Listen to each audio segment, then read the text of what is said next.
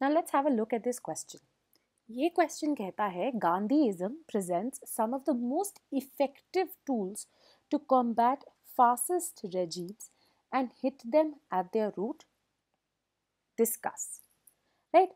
Now when we look at this question again, even though जो directive आपको दिया गया है डिस्कस का दिया गया है, ठीक है, कि आपने डिस्कस करना है, एक तरह से बताना है इसके बारे में, राइट, क्या ये स्टेटमेंट को आप किस तरह से जो है प्रूव कर सकते हैं, right. However at the same time ये क्वेश्चन जो है एक बहुत ही रेगुलर क्वेश्चन नहीं है कि आपने गांधीइज्म की आइडियोलॉजी पढ़ ली एंड आपने उसके बारे में बता दिया।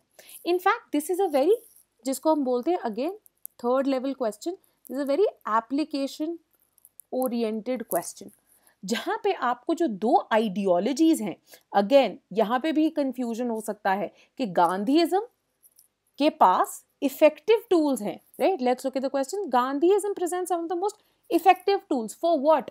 To combat fascist regimes and इनकी रूट पे हिट करना, ठीक है। तो ये जो है आपको ये प्रेजेंट करता है। अब how do you go about this question, right. Now firstly you have to keep in mind that this is requiring the application from two ideologies. One is Gandhiism and second is Fascism. Right? अब ये कैसे हो रहा है?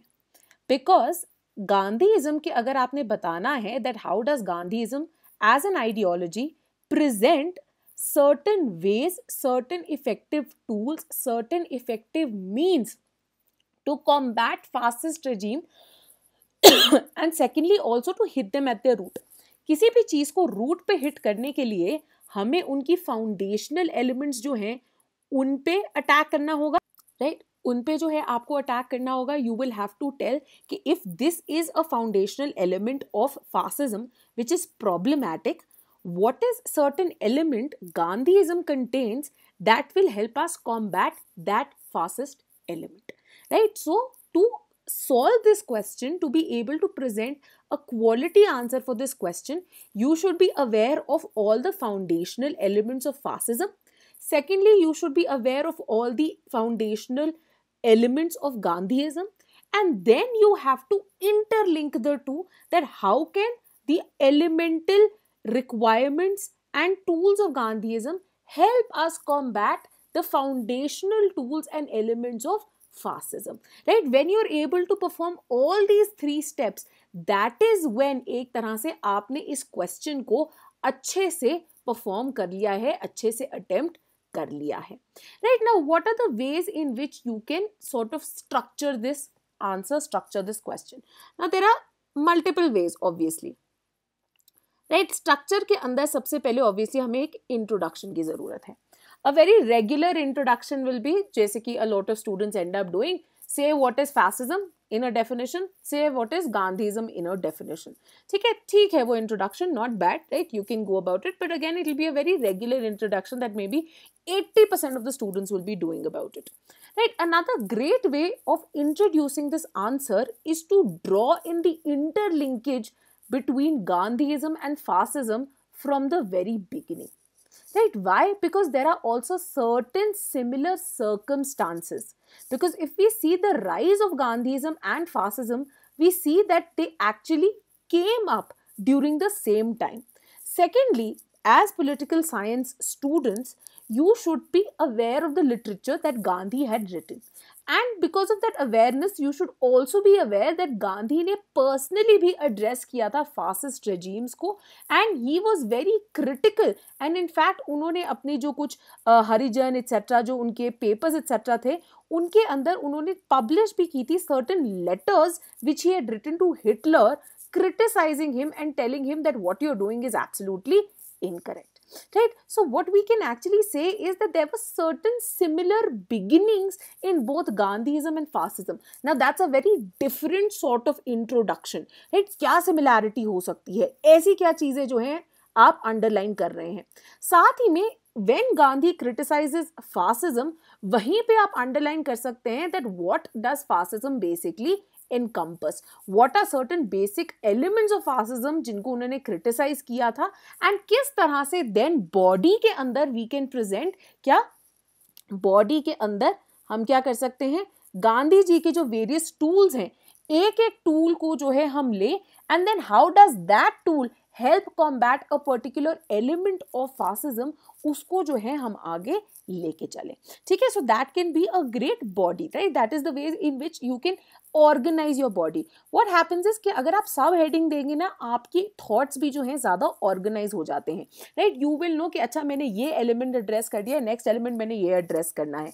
Sometimes when we do not give sub headings, हम खुद भूल जाते हैं हम क्या लिख चुके हैं एंड हमने अभी क्या लिखना है, and because of that flow and continuity often get hampered. So even if you are writing in a paragraph format, it is not a bad idea. In fact, I would highly suggest it, especially जब ऐसे thought dense questions हो, that you adopt a आपकी sub heading का format, right, so that you are also able to organize your thoughts in a much better manner and address all parts of the question.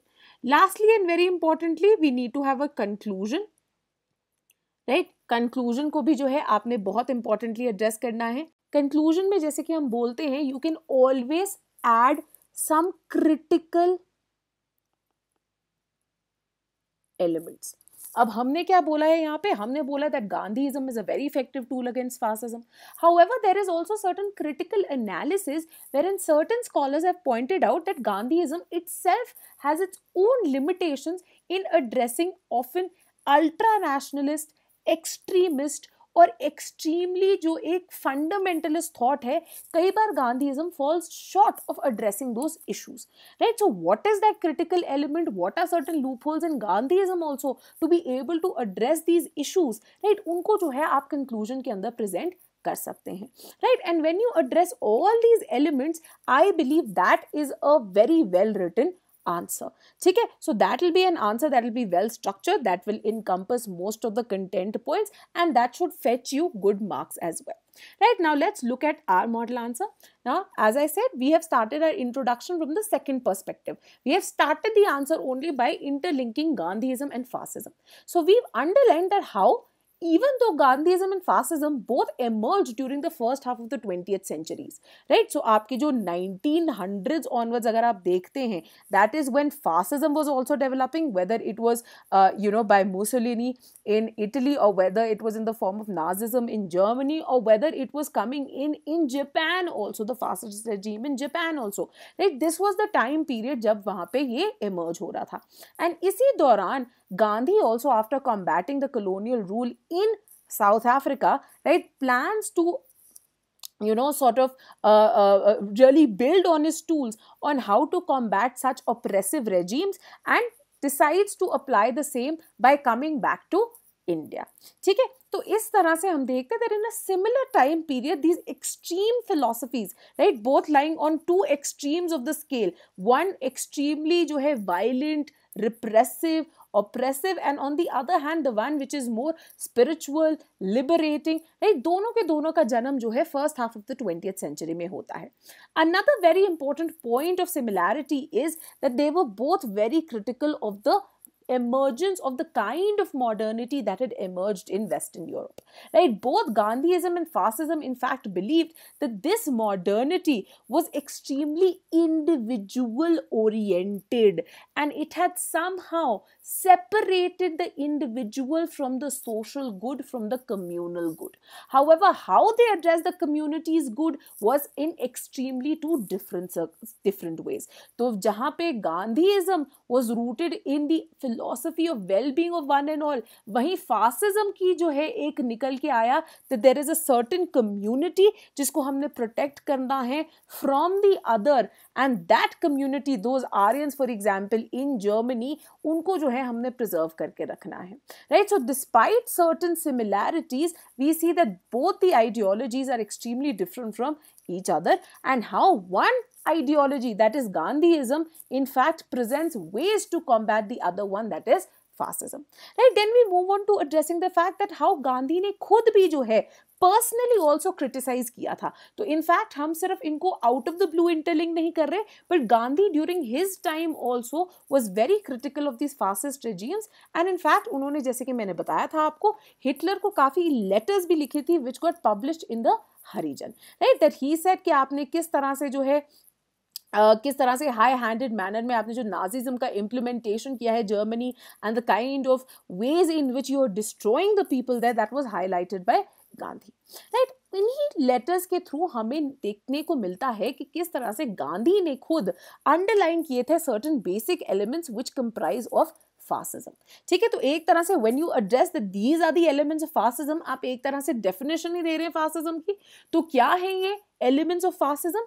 These include anti-rationalism, right? Because they were against the modernity, the Enlightenment era of Western Europe. So a major point of hatred was also this idea of anti-rationalism. तभी हम बोलते हैं ना कि काफी बार wrongly, कई बार, right, we end up linking the rise of Nazism also to certain existential and experiential scholars like Nietzsche हो गए, Schopenhauer हो गए, right, who were again looking to go beyond this enlightenment oriented rationality based definition of the world towards a more emotional, feeling based, experience based idea of the world. ठीक है, तो anti rationalism एक उनकी एक core idea था जिसको उन्होंने बहुत ज्यादा एक्सप्लॉइट किया. Then obviously violence and terror happen to be a main plank, right. This was something जो कि अरेंट ने भी हाईलाइट किया था, तो आप एक तरह से अरेंट की भी डेफिनेशन लिख सकते हैं. Then survival of the fittest race, right, जो हमें बहुत ज्यादा नाजिज्म के अंदर देखने को मिलता है, the Aryan supremacy. Then over emphasis of a leader, right, ये हमें बहुत जगह देखने को मिलता है. Mussolini in Italy, similarly we see Hitler in Germany. Centralisation, a lot of centralisation of power, जहां पे there were a few hands, जहां पे पावर जो है इंटायरली जो है कंडेंस थी, चाहे वो जर्मनी हो, जापान हो, चाहे वो इटली हो. rise of corporatism, right? Corporatism as an economic format. Corporatism is something जो कि कम्युनिज्म को भी रिजेक्ट करता है, full fledged private enterprise oriented capitalism को भी जो है रिजेक्ट करता है. कॉर्पोरेटिज्म एक तरह से is capitalism being practised by the state machinery, right. तो एक्सप्लॉयटेशन अभी भी हो रही है, डिक्टेटरशिप ऑफ प्रोलेटेरिएट अभी भी नहीं आई, but now state has become an exploiter in the true sense, जहां पे वो प्राइवेट एंटरप्राइज को भी हाईजैक नहीं करने दे रहा. तो एक तरह से इतना टोटलिटेरियन स्टेट है कि वो इकोनॉमिक सिस्टम को भी हाईजैक करके बैठा है, बट उसके अंदर कम्युनिस्ट ओरिएंटेशन नहीं है, एक कैपिटलिस्ट ओरिएंटेशन है. हम कई बार बोलते हैं that even in its present format sometimes हम कहते हैं that communist China is no longer communist. It has in fact become a corporatist state. And lastly and very importantly, ultranationalism को भी गांधी ने point out किया था, right? So now after pointing out the basic elements, we can move on towards talking about how the Gandhian ideology and इसके elements present an antithesis to whatever we have written about fascism, right? Now that is something that we will explore in the body. Now हम एक जो foundational element है गांधीइज्म का उसको उठाएंगे and हम बताएंगे कि किस तरह से this particular Gandhian element helps hit at a certain root of fascism. Right, the first element that we've picked up is truth or satyagrah. Right, now we know that Gandhiism के अंदर हम often बोलते हैं that satyagrah was a new move that Gandhi had introduced, right? That instead of violently combating the oppressive state, what had Gandhi done? He had presented satyagrah as a great means of combating the oppressive regime. ठीक है, यहाँ पे in fact हम क्या कहते हैं कि गांधीइज्म का एक जो मेन मानना था कि आपने जो सत्याग्रह है उसके अंदर ट्रूथ फोर्स जो है उसको यूज करना है. ठीक है, उस ट्रूथ फोर्स को यूज करके आप एक जो ऑप्रेसिव इंपीरियलिस्ट या इवन फासिस्ट रेजीम है उसको आप कॉम्बैट कर सकते हैं. इनफैक्ट हम आगे चल के देखते हैं that not just in India, यहाँ पे आप और भी एग्जांपल्स दे सकते हैं कि किस तरह से फॉर एग्जांपल साउथ अफ्रीका के अंदर एक मेजर इन्फ्लुएंस हुआ था नेल्सन मंडेला के ऊपर. सिमिलरली आप सिविल राइट्स मूवमेंट के अंदर जो यूएसए में हुई थी वहां पे मार्टिन लूथर किंग जूनियर का जो है एग्जाम्पल दे सकते हैं कि किस तरह से उन्होंने भी जो है इसको अडॉप्ट किया था. ठीक है, सत्याग्रह को अडॉप्ट किया था as a means of civil resistance, as a means of civil disobedience. ठीक है, कि किस तरह से सत्याग्रह जो है एक मेन प्लैंक बन गया था. ठीक है, now in satyagraha another thing that you can also introduce to the idea is कि हाउ सत्याग्रह करने के लिए the very important thing is that satyagraha is a very powerful tool and it's something which is very difficult, and what you need to do is you have to develop your personality to be able to carry out satyagraha. ठीक है, it believes what in the inherent goodness of human people, and you can use this goodness, this soul force, this truth force to combat violence, to combat fascism. Importantly against ये जो fascism का idea था, right, जहाँ पे बहुत ज़्यादा violence थी, जहाँ पे बहुत ज़्यादा टेरर था, गांधी का मानना था कि वायलेंस हमेशा वायलेंस को ब्रीड करेगी. So if you try to combat fascism with extremist techniques और violent techniques, right, that will not be successful. Right, very importantly आपको क्या चाहिए, आपको एक ट्रूथ फोर्स चाहिए, एक एक सत्याग्रह का आइडिया चाहिए to combat it. Furthermore, unlike the fascist tendency जो कि अदरिंग पे बेस्ड थी, राइट, जहां पे they were constantly trying to other certain races, certain people, Gandhism की एक बिलीफ किसमें थी, यूनिवर्सल रीजन में, यूनिवर्सल वेलफेयर में, जिसके ऊपर ही यूनिवर्सल ट्रूथ एंड सत्याग्रह का आइडिया जो है डेवलप हुआ था. द नेक्स्ट मेजर प्लैंक जो कि इसी से निकल के आता है इज ऑब्वियसली नॉन वायलेंस का आइडिया. ठीक है, नॉन वायलेंस का आइडिया, जहां पे उन्होंने बोला कि सिर्फ फिजिकल नॉन वायलेंस ही नहीं, राइट, अगर हम ट्रूथ या सत्याग्रह की बात कर रहे हैं और इससे हम नॉन वायलेंस के ऊपर निकल के आ रहे हैं, ये सिर्फ non violence, physical non violence की बात नहीं कर रहे हैं हम. इनफैक्ट डगलस एलन जो है कहते हैं कि ये जो नॉन वायलेंस का आइडिया था, this was a multi dimensional idea, जहां पे यहाँ पे इनर जो साइकोलॉजिकल वायलेंस है ये उसके भी अगेंस्ट था, इकोनॉमिक वायलेंस जो है ये उसके भी अगेंस्ट था, लिंग्विस्टिक, कल्चरल, पॉलिटिकल वायलेंस उन सब के अगेंस्ट था, जो कि obviously is starkly against the terror perpetuated by fascist regimes. In fact यहाँ पे आप क्या कर सकते हैं, यहाँ पे एक आइडिया आप प्रेजेंट कर सकते हैं कि जो टोटलिटेरियन रेजिम है फासिज्म का, जो कि इन सारी चीजों को वायलेंटली कंट्रोल करने की कोशिश करता है, गांधीइज्म का नॉन वायलेंस का जो मल्टी डायमेंशनल आइडिया है, this single handedly repudiates all this totalitarian claims by fascism, right? Psychological violence करता है fascism by saying that we are better on you. Economic violence करता है by driving out entire people out of the workforce and the state claiming it all. Linguistic and cultural violence जो है obviously perpetuate करता है, जहाँ पे उन्होंने बहुत सारे जो enlightenment era की चीज़ें थी उनको destroy कर दिया. Religious violence को करता है, Jews के against जो perpetuate की गई थी, right? तो ये यहाँ पे बहुत ज़्यादा इंपॉर्टेंट है, राइट. अनदर थिंग जो कि आप अगेन यहाँ पे इंक्लूड कर सकते हैं इज एंड्स एंड मीन्स यहाँ पे. ठीक है, that for fascism the means did not matter, only the ends did. कि हमारी एक कम्युनिटी, हमारा जो नेशन है वो स्ट्रॉन्गेस्ट होना चाहिए, हमारा फादरलैंड, मदरलैंड जो है सबसे स्ट्रॉन्ग होना चाहिए. On the other hand for Gandhi आप यहीं पे इंक्लूड कर सकते हैं that ends and means both were equally important, right? Next up we come to the important idea of Sarvodaya. Sarvodaya अब किस चीज को एड्रेस करता है, हम यहाँ पे लिखते हैं that how one of the important beliefs and elements of fascism is the constant struggle in क्या सोसाइटी. और क्या थी ये कॉन्स्टेंट स्ट्रगल, कि हमने अगर एक सुप्रीम फादरलैंड अचीव करना है, if you want to become the fittest state, what do we need, we need the survival of the fittest race also, and to ensure survival of the fittest race, right, जो कि हमने Darwinism में देखा था, social Darwinism, जो कि किन्होंने perpetuate की थी, हर्बर्ट स्पेंसर ने.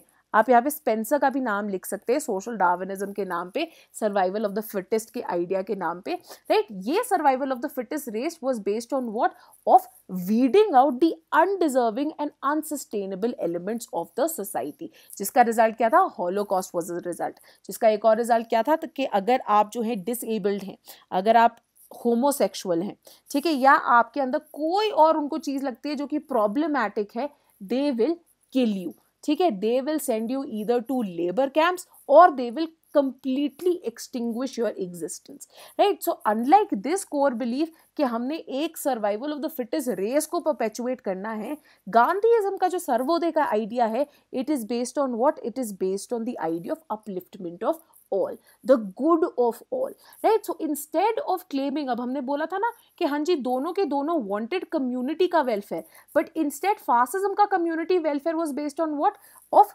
weeding out, of removing the other, whereas on the Gandhian side, Sarvodaya, the good of all, he says the good of the individual is contained in the good of all. तो एक तरह से आप यहाँ पे Rousseau को भी invoke कर सकते हैं, जो रूसो की जनरल विल है, राइट, वो गांधीइज्म में भी जो है हमें देखने को मिलती है, जहां पे वो कहते हैं कम्युनिटी का गुड तभी हो पाएगा जब सारे इंडिविजुअल्स का गुड हो रहा है, एंड इंडिविजुअल का गुड भी तभी हो पाएगा जब सारी की सारी कम्युनिटी का गुड हो रहा है.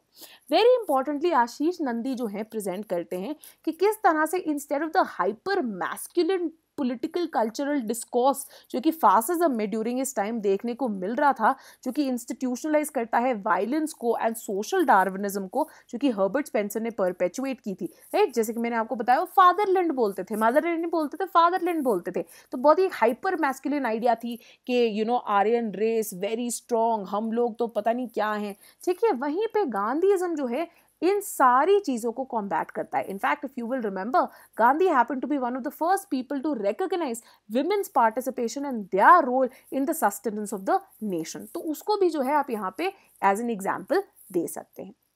Another element that we have is the idea of Swaraj, ठीक है. अब ये कैसे कॉम्बैट करता है फासिज्म को? Another very important crucial element जो था आपके फासिज्म का, that was its emphasis on the role of leadership, ठीक है. लीडर जो थे, भाई आप हमारे लीडर ही हैं, हमारे मिसाया ही हैं, और यही हमको बचा सकते हैं. और ये लीडरशिप जो है दोनों ही एलिटिस्ट थी एंड पेट्रियार्कल थी, right. That Hitler wanted to say कि भैया मैं तो आर्यन रेस को बिलोंग करता हूँ, एंड इंटेंसली पेट्रियार्कल, जहाँ पे विमेन का क्या काम था, बस विमेन का काम था, जर्मन विमेन का, कि आप आर्यन रेस को परपेचुएट करें, बच्चे पैदा करें, बस वही काम है आपका, राइट. तो सिमिलरली इटली में हमें मुसोलिनी के साथ ऑब्सेशन देखने को मिलता है, हमें यहाँ पे जर्मनी के अंदर हिटलर के साथ ऑब्सेशन देखने को मिलता है. ऑन द अदर हैंड गांधीइज्म का जो एलिमेंट ऑफ स्वराज है, वो इनफैक्ट कहता है that instead of blindly following a leader, instead of developing this messiah complex, आपको एक पॉलिटिकल स्वराज नहीं चाहिए सिर्फ जहां पे you throw out the colonial rule, but in fact आपकी individual freedom and spiritual freedom भी बहुत ज्यादा जरूरी है, right. So swaraj itself was a multi dimensional concept which not only stood for political liberation but also developing a strength in people and encouraging them to know their good. So instead of relying on a leader to tell you what to do and blindly following him, you know what is right and what is wrong. तो ये idea जो है via Swaraj वो inculcate करना चाहते थे लोगों के अंदर. The next very important thing that we witness is the encouragement of Panchayati Raj and decentralization that Gandhiism offers. Right now, as against fascism that we said was a very very centralized state, right. Centralized state जहाँ पे leader के अंदर centralized machinery के पास जो है सारी power थी. So against this fascist element, Gandhi says that a centralized state can be the most violent institution, right. So थोरों से इंस्पायर होते हुए Gandhi perpetuated this idea of oceanic circles of village republics, ठीक है. तो वो बोलते हैं कि पावर किस तरह से होनी चाहिए कि अगर हम ये ओशियानिक सर्कल्स को देखें तो जो आपका विलेज है, the village should be at the heart of this of this system that I am giving you, क्योंकि village level के अंदर सबसे ज़्यादा आप close होते हो to the people know each other, सूझबूझ से मिलजुल के ग्राम सभा के थ्रू एक decisions हम ले सकते हैं, discussions and debate के through. And as we move outwards, right, जो आपके जो centralized जो आपका state है, right, जो आपका center पे state है, उनके पास सबसे कम power होनी चाहिए, minimal power होनी चाहिए of just organization, ठीक है. तो इसी तरह से वो बोलते हैं एक विलेज बेस्ड पंचायती राज बेस्ड सिस्टम जो है वो डिसेंट्रलाइज्ड होगा, बहुत ही सीप्ड इन नेचर होगा, वायलेंट नहीं होगा, it will rely on moral persuasion and discussion, right. It will be based on the values of truth, of non violence, and इसको क्या बुलाते हैं गांधी जी? ये बुलाते हैं इसको enlightened anarchy. In fact, he would have preferred not having a state at all and just these village republics, but he sort of compromised. He said अगर आपने state बनाना भी है तो इस तरह से बनाइए जहाँ पे जो सेंट्रल आपकी स्टेट है, यूनियन है, उसके पास सबसे कम पावर हो, राइट. तो ऑफन हम तभी गांधी को किससे एसोसिएट करते हैं? इनलाइटेंड अनार्की से एसोसिएट करते हैं. Now another major element in your fascism came in the form of कॉर्पोरेटिज्म. अब यहाँ पे जो है ना, इंस्टेड ऑफ कॉर्पोरेटिज्म आप इनफैक्ट मैंने इंस्टेड ऑफ गांधीयन एलिमेंट मैंने कॉर्पोरेटिज्म लिख दिया है. आप इसकी जगह कॉर्पोरेटिज्म नहीं, यहाँ पे आपको इनफैक्ट ट्रस्टीशिप लिखना है. राइट, क्योंकि हम गांधीयन एलिमेंट्स लिख रहे हैं ना। अब कॉर्पोरेटिज्म गांधी का एलिमेंट थोड़ी है, गांधी का एलिमेंट क्या है, ट्रस्टीशिप है, और ट्रस्टीशिप किसको कॉम्बैट कर रहा है, कॉर्पोरेटिज्म को कॉम्बैट कर रहा है, राइट। तो फासिस्ट रेजिम क्या करते हैं, फासिस्ट रेजिम हर इकोनॉमिक एक्टिविटी को जो है कंट्रोल करना चाहते हैं, एंड वो किस तरह करते हैं, कॉर्पोरेटिज्म की डेवलपमेंट को के थ्रू। तो क्या कहते हैं, हम तो नेशन को रीजेनरेट कर रहे हैं, हम नेशन को यूनाइट करने की कोशिश कर रहे हैं, that is what we are trying to do, and that is why leave the economics to us as well. Now against this form of economic violence Gandhi का आइडिया क्या है, of trusteeship, right. So Gandhi says through trusteeship, right, आप क्या कर सकते हैं, you understand that individual goods are to be subordinated to the interest of the community, ठीक है ना। ही सेज कि आपने क्या करना है, आप कंप्लीटली स्टेट मोनोपोलाइज नहीं कर सकता इकोनॉमिक एक्टिविटीज को, why, because that will only encourage totalitarianism. Instead आप ट्रस्टीशिप अपनाइए, जहां पे instead of this monopoly in the hands of the state, right, जिनके पास पैसा है, जिनके पास लैंड है, they realize that this is something that we hold for the good of all and it should be used for the good of all, right? So rather than corporatism, what was the tool that he suggests? Trusteeship. The last element that we look at is in the more international domain, which is of pacifism and cosmopolitanism, right? तो अब fascism के साथ क्या था, यहाँ पे उन्होंने exploit किया उन्होंने जो अल्ट्रा नेशनलिज्म के सेंटिमेंट्स थे, राइट, हमने बोला था अल्ट्रा नेशनलिज्म एक मेजर इशू था, तो जो नेशनलिस्ट सेंटिमेंट्स थे उनको एक्सप्लॉइट किया। फर्स्ट वर्ल्ड वॉर के बाद Italy felt very sidelined, Germany को तो लग ही रहा था बहुत बुरा, जापान ऑल्सो फेल साइडलाइंड, तो इनके थ्रू उन्होंने इनकरेज किया अल्ट्रा नेशनलिज्म को कि we have to fight for ourself, we have to fight for our nation, right. और गांधीइज्म ने क्या किया, गांधीइज्म इसके अगेंस्ट भी एक ऑल्टरनेटिव प्रूव करते हैं। वो बोलते हैं nationalism shouldn't be discussed in the way of adhering, in the way of violence. Instead, it should be based in terms of independence, self-respect, dignity, as well as a broader community of other nations. मतलब एक broader community होना चाहिए, broader community of other nations, जहाँ पे हमारे जो हैं pacific as well as friendly relations हो, जहाँ पे हमारा जो idea है in fact is based on the good of one and all in the world. National regeneration जो है in fact isn't based on violence but inner purification and development, जो कि via Panchayati Raj institutions, via following the idea of Swaraj, via Sarvodaya, via trusteeship जो है निकल के आ सकती है, right? So by explaining these elements we have talked about कि किस तरह से fascism को essentially combat कर सकता है। In conclusion हम क्या लिखते हैं, however at the same time गांधीइज्म को भी criticize किया गया है। Why criticize किया गया? It's being criticized by scholars like Arundhati Roy, right, who regards him as a saint of status quo. तो बोलते even while he presents numerous elements जो खुद के for example country के जो important कुछ एक्सट्रीमिस्ट एलिमेंट्स, वायलेंट एलिमेंट्स थे, वो उनको कम्बैट नहीं कर पाए। किस तरह से, जैसे कि कास्टिज्म के अंदर वो बहुत ही लिमिट हो गए। सो गांधी वर्सेस अम्बेडकर की एक जो डिबेट है, रिलीजियस फंडामेंटलिज्म को जो है उसको भी इफेक्टिवली जो है वो कम्बैक नहीं कर पाए। अगेन एक और स्कॉलर जो कि क्रिटिसाइज करते हैं वो कहते हैं पेरी एंडरसन, जो कि कहते हैं गांधी के आइडियाज जो हैं वो हमारी कंट्री की ग्रोथ रोक रहे थे। Why? They were arrested by his intense religious belief, the idea in religion. तो कई बार क्या होता है that by not adopting a more secular path, what happened is that he ended up really encouraging fundamentalists on both sides, right? However, after this criticism, we say that despite these criticisms, Gandhian ideology is still very relevant, and जहाँ पे भी violent, exploitative या oppressive regimes होंगे, वहाँ पे Gandhian ideology जो है वो अपनाई जाएगी, राइट। तो चाहे वो मार्टिन लूथर किंग जूनियर द्वारा हो, नेल्सन मंडेला द्वारा हो, या इवन प्रेजेंट डे में हो, where we saw for example India के अंदर द एंटी करप्शन कैंपेन और द ब्लैक लाइव्स मूवमेंट, और even fighting for the rights of immigrants, for minorities, for the LGBTQA, right. हर जगह जो है ये गांधीयन एलिमेंट्स की आइडिया जो है बहुत इंपॉर्टेंट हो सकता है and in some way apply किया जा सकता है।